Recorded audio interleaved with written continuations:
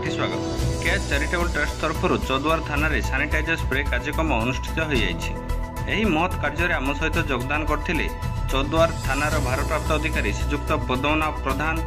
यह कार्यक्रम आम ट्रस्ट पक्षर चेयरमैन शरीफ खान, प्रतिष्ठाता बीणापाणी दास, रमाकांत जेना, पुष्पलता सुबुद्धि राय, अभिषेक दास, हरिकृष्ण साहू, हरिहर बेहरा, प्रमोद कुमार साहू, कुलमणि दास, रंजित बेहरा, चिन्मय जेना, रंजन कुमार साहू, एसके हसीम, सौम्य रंजन पात्र, भरत डी किशोर, कालिंदी दास एवं राजेंद्र प्रसाद दास समूह योगदान करथिले।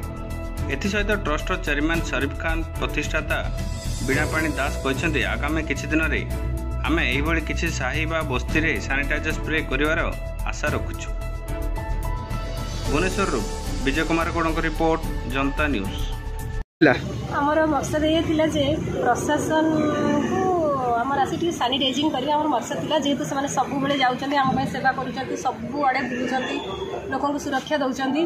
तेणुक आम से चाहूँ आम आज थाना को बहुत लोक भी आसुचन्ती, विभिन्न प्रकार संगठन भी आसुचन्ती, लोक आसुचन्ती।